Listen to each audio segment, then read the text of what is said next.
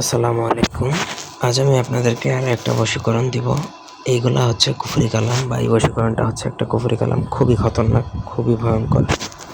ছোটোখাটো বিষয়ে এই ধরনের বশীকরণ প্রয়োগ করা সম্পূর্ণরূপে নিষিদ্ধ। আপনি কাউকে ডেসপারেটলি মরিয়া হয়ে যদি কাউকে আনতে চান, কাউকে বিয়ে করতে চান, সে আপনাকে ধোঁকা দিয়েছে, আপনার সাথে শারীরিক সম্পর্ক করছে, কমিটমেন্ট দিয়েছে, আপনাকে ঝুলিয়ে রেখেছে, কিন্তু এখন সে আর আপনার সাথে কথাবার্তা বলতেছে না, এমত অবস্থায় আপনি তার উপর এটা অ্যাপ্লাই করতে পারবেন।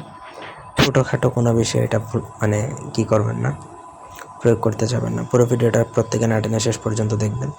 আমার চ্যানেলটা সাবস্ক্রাইব করবেন, লাইক কমেন্ট শেয়ার করবেন। ব্যক্তিগত যে কোনো প্রয়োজন কিংবা যে কোনো কাজের জন্য স্ক্রিনে দেওয়া নাম্বারে সরাসরি ফোনে বা হোয়াটসঅ্যাপে যোগাযোগ করে যে কোনো কাজ করাতে পারবেন দেশে বা দেশের বাইরে থেকে। এই নকশাও আছে, এটাতে দোহাই মন্ত্র আছে, কাফলাম মিম হামিম চার্লি আলাইহি নুন ফাআলি সাইদিকা এলাহি। এটা হচ্ছে আপনার দোহাই মন্ত্র, এটাও পড়তে হবে। মন্ত্র নকশাও দেওয়া আছে, সেটা দ্বারাও কাজ করতে হবে। এটার প্রসেস দুই রকম। প্রথমত নকশা লিখতে হবে। নকশাটা লিখবেন হচ্ছে মেশক জাফরান দ্বারা লিখে, যাকে খাওয়াবে সেই আপনার ভালোবাসা কোনোদিন ভুলবে না।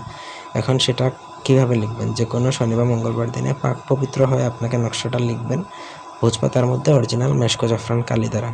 নকশার মাঝখানে দেখুন ছেলের নাম, মেয়ের নাম, দুজনের আসল নামটা আপনাকে সেখানে উল্লেখ করতে হবে বা লিখতে হবে। নকশার মধ্যে কোনো ভুল করা চলবে না। 100টা পরিমাণ ভুল হবে তা আপনার কাজে হিতে বিপরীত হয়ে যাবে। করবেন একটা, হয়ে যাবে আরেকটা। সুতরাং এগুলো লেখার আগে খুব ভালো করে দিমাগ খাটিয়ে লিখবেন, যেন 100টা পরিমাণও ভুল না হয়।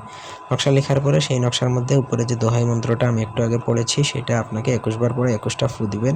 তারপর সেই নকশাটা জাগ্রত হবে। এর আগ পর্যন্ত নকশা জাগ্রত হবে না। সেজন্য আপনাকে নকশা লেখা শেষে সেটা জাগ্রত করে তারপর সেই নকশা পানি, শরবত, দুধ, জুস বা যে কোনো খাবারের সাথে মিশিয়ে তাকে খাইয়ে দিতে হবে। তবে গরম কোনো খাবারের মধ্যে বশীকরণ প্রয়োগ করা যায় না। সেটা ঠান্ডা বা নর্মাল যে কোনো খাবারের সাথে, তরকারিও হতে পারে, ভাত তরকারি হতে পারে, তবে সেটা ঠান্ডা অবস্থায়। বেশি ভালো হয় জুস, শরবত বা পানি এগুলোর মধ্যে খাওয়াতে পারলে। ধন্যবাদ।